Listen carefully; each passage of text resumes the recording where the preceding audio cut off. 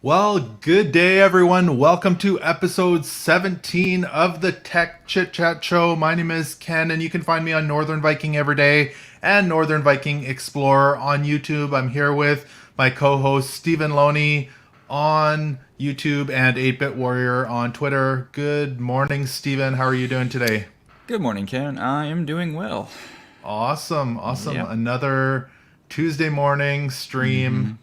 We've got a lot of different things we want to chat about today. Some of them, the Switch OLED, some cool VR lenses. We've got Facebook audio and podcasts, a new Apple event coming, Windows 11 and AMD, and GPUs. So we've got a few topics we're going to be chatting about today. I'm excited for this episode. How was your weekend? Weekend was good. We actually spent it together, did we not? We You did. guys- It's a long weekend here in Canada. It was Yeah. Canadian Thanksgiving, so Yeah. we got had some to eat turkey and turkey together. yes, we did. It was good.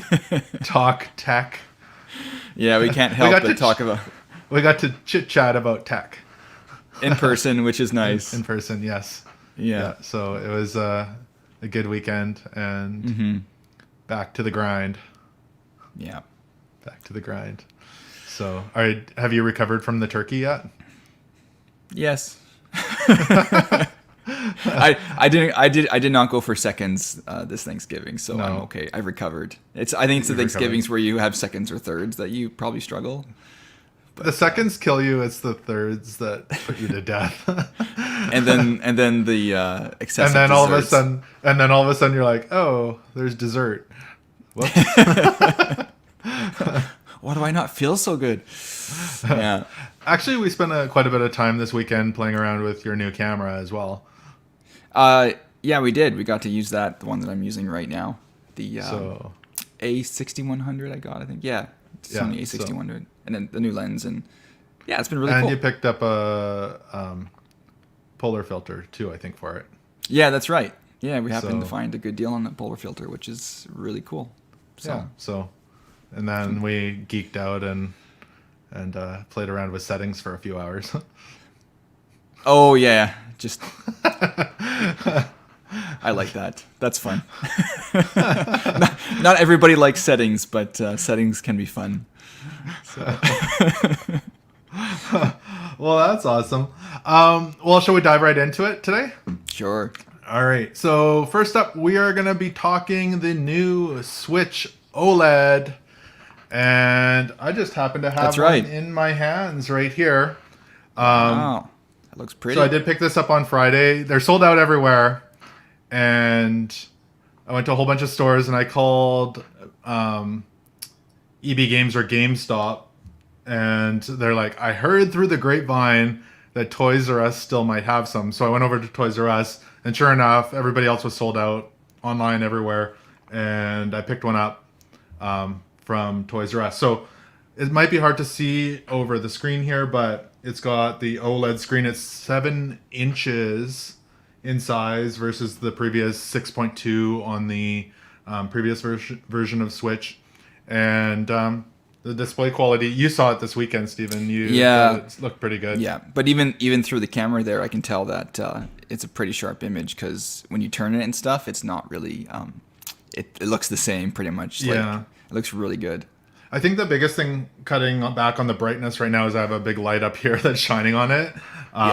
So, and the other cool thing, these are my two biggest favorite things, is the new kickstand here is Right. large. So if you have the previous Yeah. version of Switch, it's just a tiny little kickstand. This one is a multi-angle big kickstand, which makes it very smooth Right. to put on your desk and use. So really That's happy a, with that's that a so lot better far. than the previous kickstand. Yeah, so it definitely is. My son has the previous version, and the kickstand is just tiny, Yeah. and it pops off all the time, and it's hard to keep it staying up. So these are currently running. MSRP on them is $349.99. It comes in the traditional, I'll call it blue and red, or teal and pink handle or Joy-Cons, or you can get it now in the new white and black version as well, which is kind of cool. Is that MSRP? Is that Canadian or American prices there? That's US pricing. Yeah. That's US so, pricing. Yeah. So $349. They're $449 here in Canada. They're supposed to be anyway. That's what I paid. Okay. So $349 US on that. And again, yeah, the 7-inch OLED screen.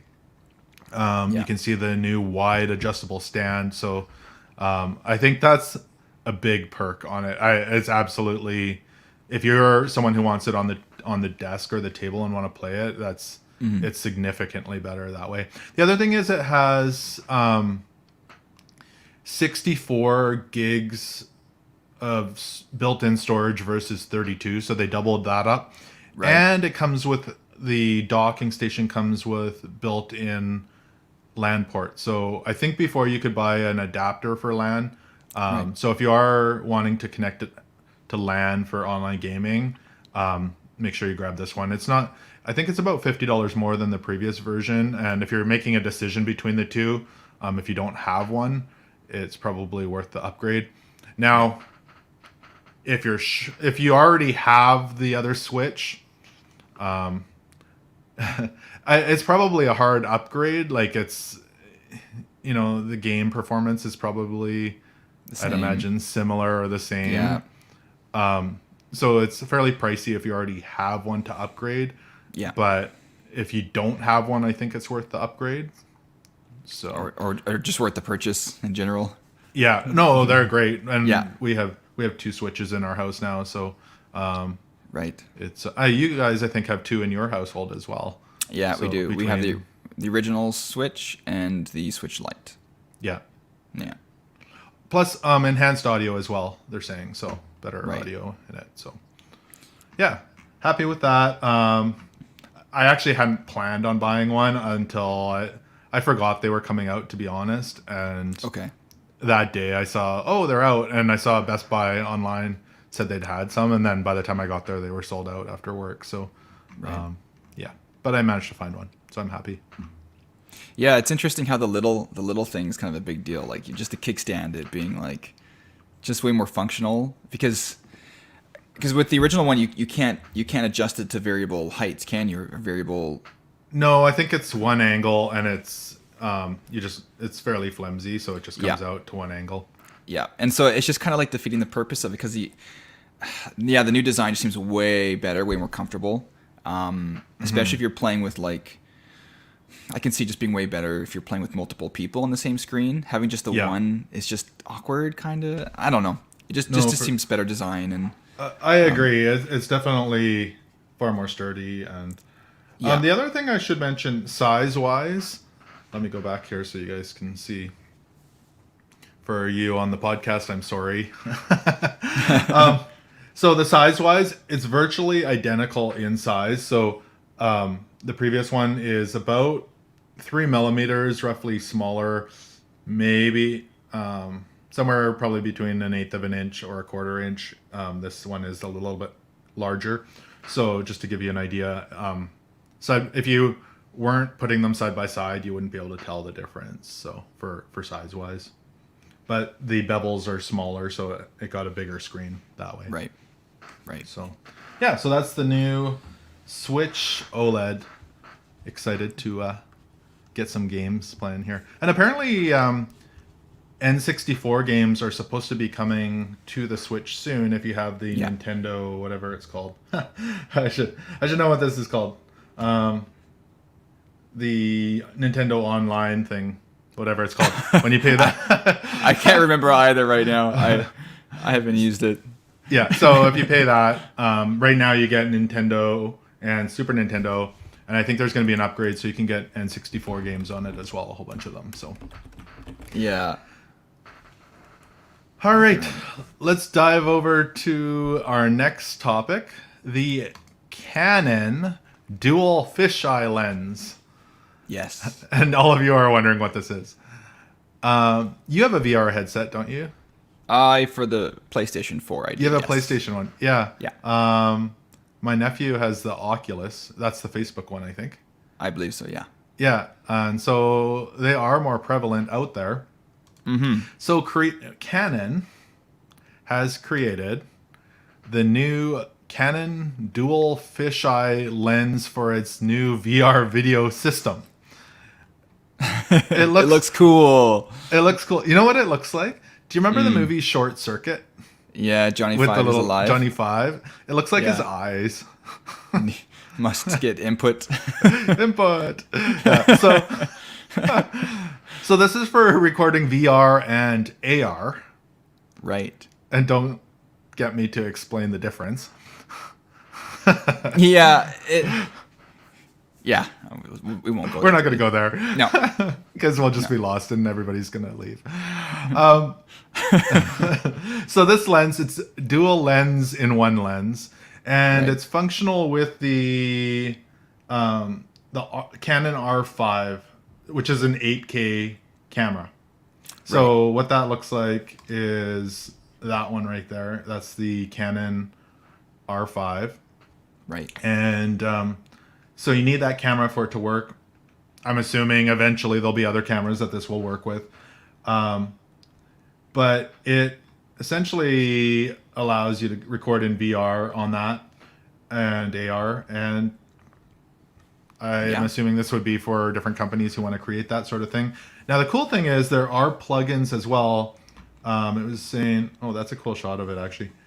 But there are plugins for Adobe Premiere apparently now, so you can edit the content for VR with this. Right. So that's kind of cool. Which is a big deal, so that the workflow is there. You don't just have the hardware without a solution. There's the hardware and the software solution already ready to go. Yeah. Because it would be a pain if this existed and there wasn't software. Then you would have to have like companies making their own software, which is expensive. How do you work with it? Yeah.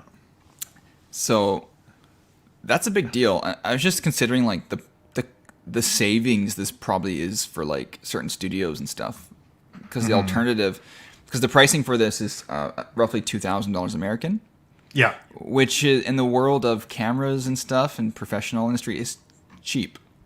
Yeah. This is cheap, even for entry level, and possibly even hobby level for those who have a bit of spare money.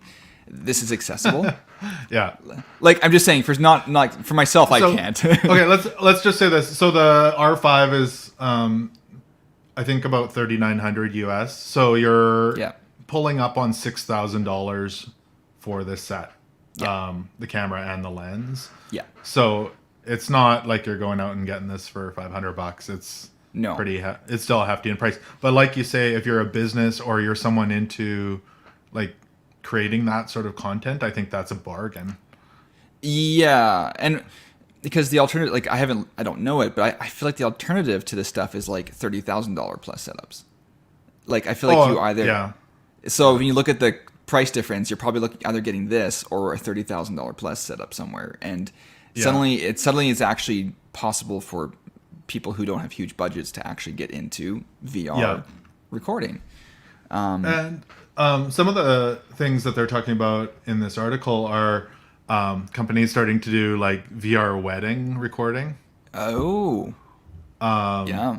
journalism, sports, Yeah. training videos, and different events. So, yeah, like if you could watch sort of a VR wedding, that would be kind of cool. Yeah, it could be. I'd like to see some cool, like, I think this could be really well used. It'll be interesting to see.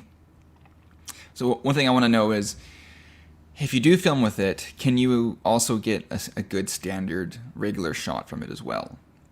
Like, Yeah. can you have your VR, but can you also have your, like, can it... So, in the article I was reading, I think there's kind of, so the focus is slightly different on each of them. Okay. But there is like an Allen key thing somehow that you can adjust the focus so they're the same. Okay. I don't want to go I too see. in depth of how that might work, but I Right. could see the potential that you could somehow still use it in other modes and things as well. So I just mean is that could you take your VR footage and repurpose it for those who don't have VR setups and use the same footage and have it like reasonable? oh, I see what you're saying. Yeah, it's good to say. Good to know. So, Or- because if I was the only photographer for a wedding, I don't want to commit myself to a VR lens Because then everyone, if I can't get No. good footage. I would say you probably need 2 photographers then at the wedding. And Yeah. Like if you're going solo, I wouldn't want to be doing a VR thing. But you can put it on your head and then that's true. That wouldn't look weird at all. no. Need more input. Yeah. Yeah, input. Johnny 5. Awesome. Anyways, this seems really cool. Yeah. And I wouldn't be surprised if we end up seeing this like actually being used, and it'll probably sell well within its target market. So Yeah, I think so as well. And everybody's just like scratching their heads going, what are you guys talking about? Johnny 5 is alive and well. All right, let's move on. Next up, Facebook audio. I think this is already being tested and used in the US. I checked my phone here in Canada this morning. I did not have access to Facebook audio, although I'm probably not on the most up-to-date Facebook app on my phone. right. So let me pull this article up here. So Facebook is launching an audio hub in the US for podcasts, live audio, and short form audio clips. Now, I think this is their attempt to rival Clubhouse, which has grown very quickly in the US, as well as having podcasts in Facebook and short form audio clips. I think this is pretty cool. Like I listen to quite a few podcasts, and to have them available on a different platform, it might be handy. Maybe eventually we'll end up on Facebook audio podcasts. Yeah. So at first glance, so first off, I had never heard of Clubhouse before today. Oh, you hadn't? Okay. No, this is new to me, and it's like, what is Club? Like, so no idea. This is new to me, and trying to go over these things, to me, initially, this feels like a mess. Like initially, when I'm trying to perceive, it's like, okay, so it's just audio, and it's podcasts, it's short clips, and it was another thing. I'm trying to figure out, live, like a live room, so you just like. So, I'm going to probably butcher this, but let me explain what Clubhouse kind of is. It started out on Apple products, and you couldn't get it on Android until recently. But let's call it like live stream audio. Yeah. Okay. Podcasts where you go and people talk about a topic for an hour or two or shorter or whatever it is, and these rooms fill up as a live stream kind of for audio. Simplified in a nutshell. Yeah. Is it open to other people to jump in and talk who are in that room? That's a good question. I haven't actually tried it. I would imagine there's some opportunity to ask questions and that sort of thing. Yeah. Because that would be cool. Like that would kind of makes, yeah. So so I just feel like it's like a Zoom call without the video, and it's, I don't know. It makes sense. It makes sense, but yeah. I think everybody's trying to compete with everybody. So, of course, YouTube with shorts, competing with TikTok, and everybody has their little thing that they try to implement to compete, right? So, in a nutshell, so for us, it'd be interesting because it would make the podcasts more accessible for people to find them. Yeah, I think so. Like, we should really look into if we can get our podcast on here. So it might more highlight podcasts in general for people through the Facebook platform is one. Mm-hmm. Two, the audio shorts is interesting. I'm not really into shorts that much. I think I'm conflicted. Video shorts? Yeah. Like the audio shorts would be the one that I like if people are just going to start telling a joke for 15 seconds in audio format. I don't really, I don't know. Not needing that, but like it's funny because that's the one that I thought was actually a valid use case. Oh really? Yeah. I just want my 15-second joke for the day. I'm done. Yeah. Well, I guess. Need a sensible chuckle. So the live audio room apparently officially launched in June in the U.S. and some public figures have already started to use it apparently. So, okay, I'm only gonna say the ones I know: Miley Cyrus, Russell Wilson.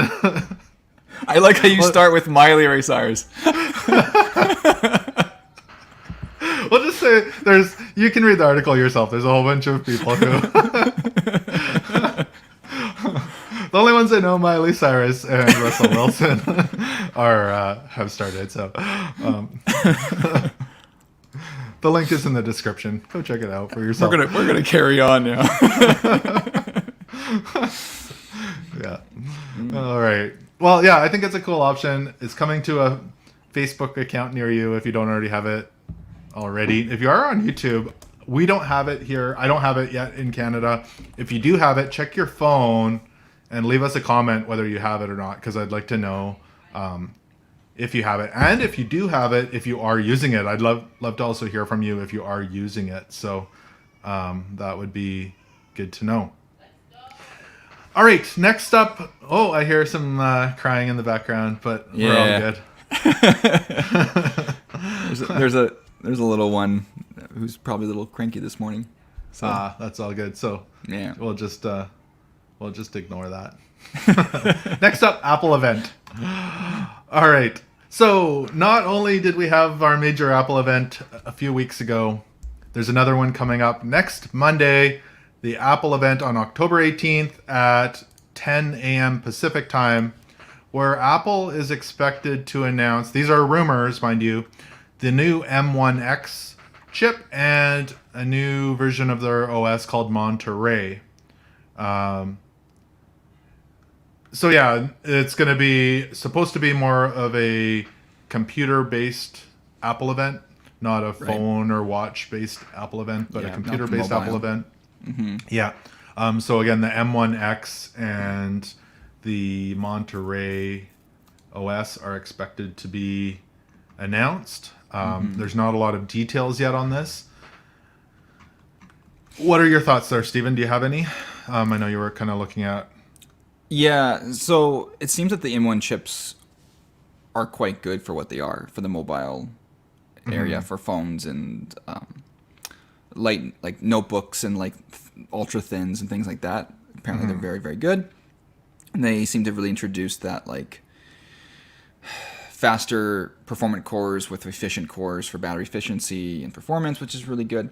So it looks like seems like they might be pushing it for the more desktop kind of version of it now, which should be much beefier. From this one CNET article, they're saying that it's rumored to be, I think it was 10 cores. So they would have 8 performant cores with 2 energy efficient cores for background tasks and light tasks and stuff like that. I'm curious to see how this stacks up against the more mobile line and see if they really are able to push out desktop performance. It seems that Intel has been pushing back.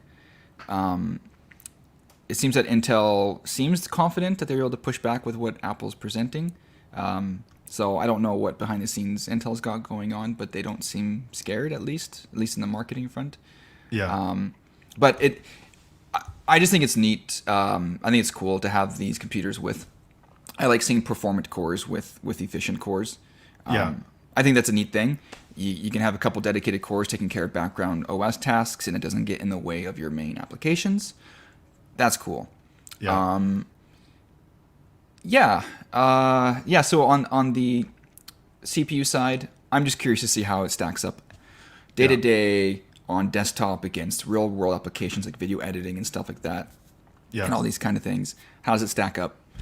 And in another sense too, with the competition from like Intel and AMD pushing back and trying to create their own versions of this, of having this efficiency and performance and that balance. And I'm kind of intrigued by that kind of push. So, and just as much as that, I'm kind of interested into seeing what this new Monterey Mac OS is. Okay. Is it just because Windows 11 launched last week, and how are they? I don't know. Are they? Is this just a minor upgrade, or is there something big that they're just so they can try and steal away from the thunder of Windows 11 coming in last week, and Can I make a terrible guess? yeah, go ahead. So I feel like Windows 11 looks more like Mac. Oh, And I what do too. And what happens if Monterey looks more like Windows? What if they just swap? All of a sudden, all of Mac's icons in their taskbar in the bottom Bottom left, yeah. And it's just like more square design. And Yeah. like it's just maybe I'd move. No, I don't know. That'd be funny, but Yeah, no, that would be good. So, hopefully, we'll unpack this a little bit more next week when we do our podcast here. This just was something we added this morning because we saw it popped up. So, we'll have to wait and see what's coming on October the 18th. Now, let's flip over here to Windows 11 and AMD performance. So there are some rumors. I shouldn't even say rumors. no, not rumors. There are it's reports. Yeah, confirmed reports causing dips in performance on Ryzen CPUs up to 15% in certain applications. Now, I did upgrade to Windows 11. I do have a Ryzen 7 5800X. Honestly, I've had a really busy week, so I haven't had time to do any kind of like performance checks to see if I notice any differences. Yeah. So it'll be. I'm sure they're working on a fix for this. Yeah. From some of the testing that they did here, I believe it was PC Gamer. The testing they did, they didn't notice any difference. So their chip might not have been included in the that or the use cases they tested just weren't affected. Because it is related apparently to the L3 cache on the processor. Okay. And the L3 cache is like a really small memory chip on basically, yeah, it's a small amount of memory on the CPU, which is really, really, really, really fast. So it's able to store the cache on the CPU often stores that like highly accessed little pieces of data.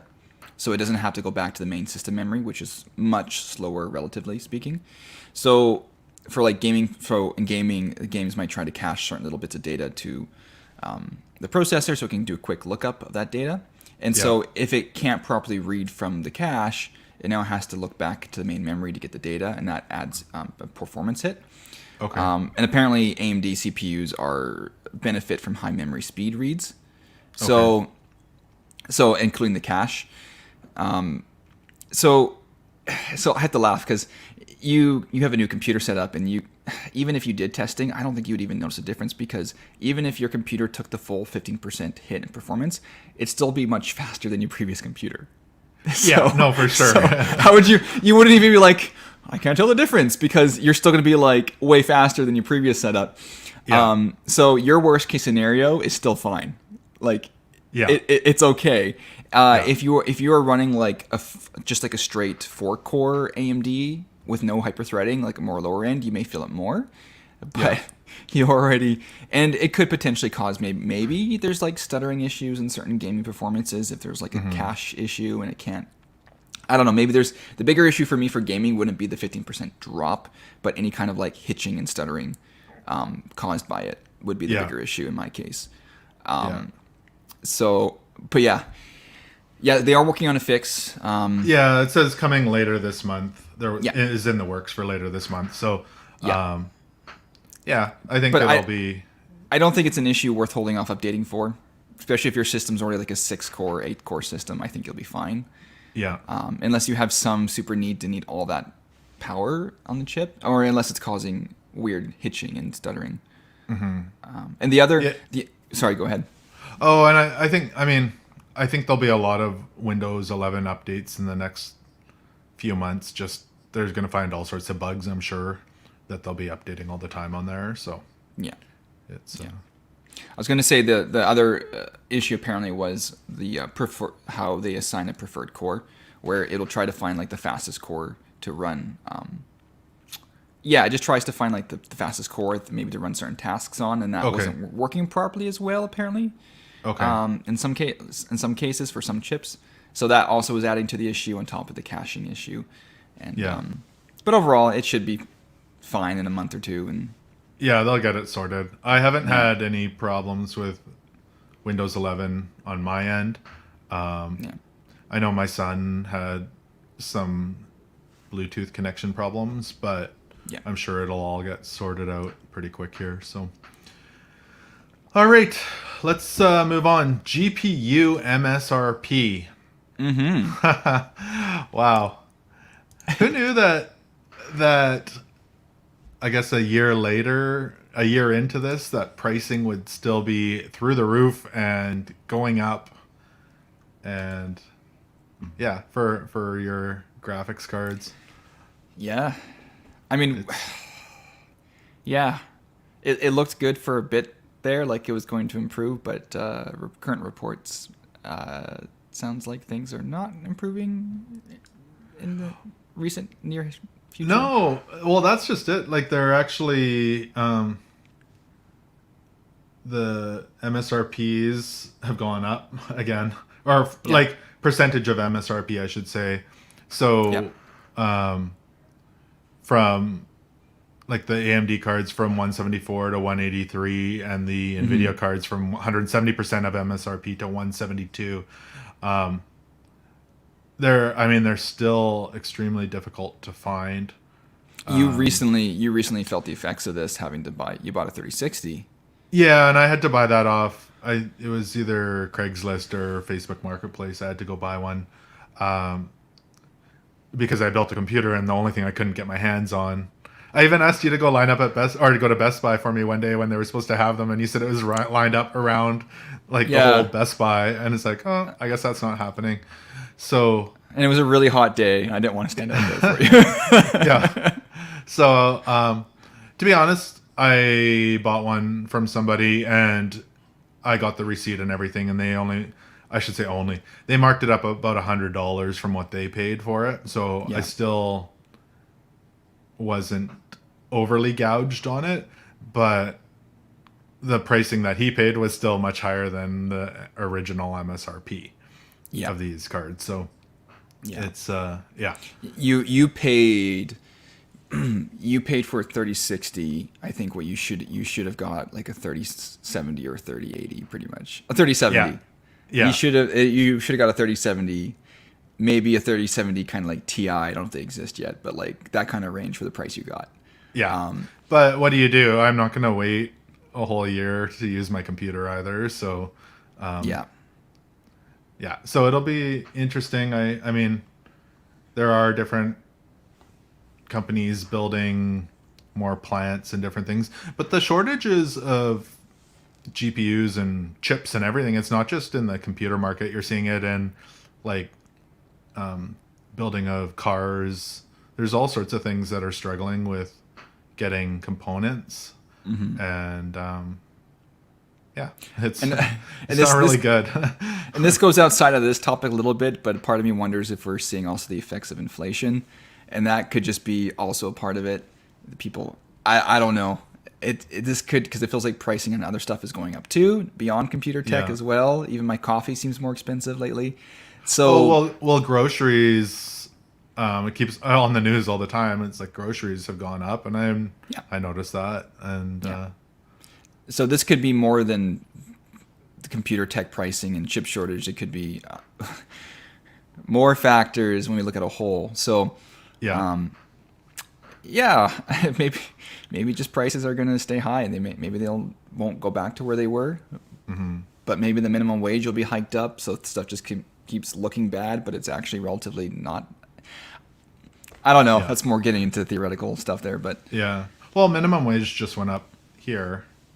In BC, I think it's just over 15 or like $15 an hour. McDonald's is paying $17.50 right by our house, so they have a big sign. All the McDonald's in Kelowna, really, $17.50. So they can't find anybody. So and okay, I'm not admitting to going to McDonald's, but someone I know that looks like me went to McDonald's the other night at like 7:00, and the dining room was closed because they don't have enough staff to run it. You have to go through the drive-through, and that's the biggest one in town, like across from the mall.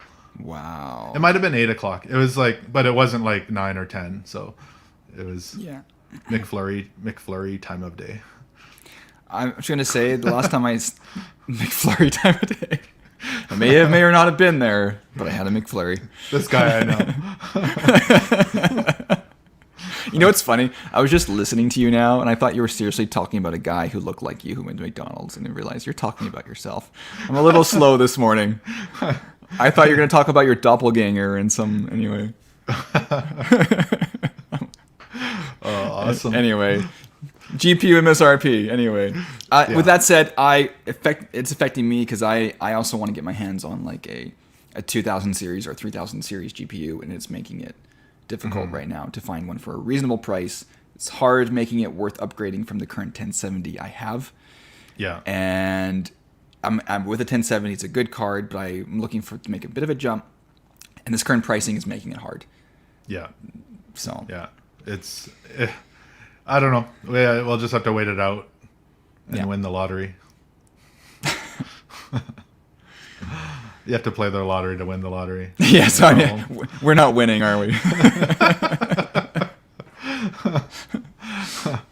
On that note, our question of the week is, are you on the hunt for a new GPU? Well, maybe I'll answer first. I was on the hunt for a new GPU, and I had to go buy one off the marketplace.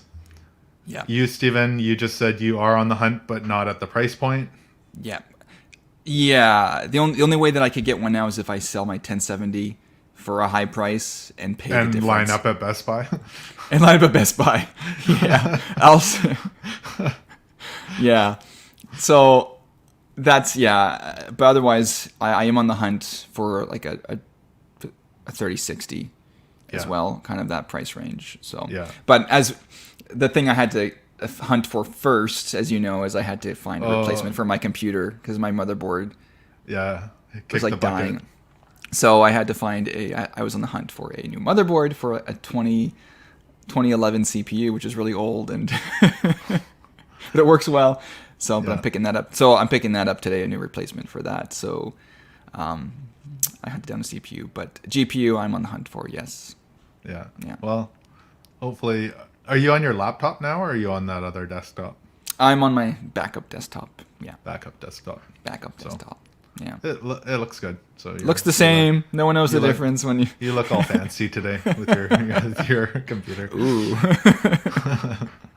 All right. So let us know if you are on the hunt for a GPU, or if you have stock at your local electronics store. They're hard to get here in Canada anyway. And leave us a comment. We'd love to hear from you. Connect with us on social media. All the links are below in the description. Any final thoughts today, Stephen? Yeah, one last thing. Again, we want to upgrade to the 1080p streaming as soon as we have 100 subscribers. Yes. So if anyone out there could help us push to 100 subscribers so we can live stream at 1080p and higher fidelity, all of that and kind of stuff. You can see our beautiful faces in higher def. Pros and cons. Now nobody's gonna subscribe. we only watch audio. We don't want to see you. That's 100 subscribers on YouTube. Yep. We can't do high def audio. Sorry. We can't do high def video on the podcast, but you can listen to us, our fancy voices, and then.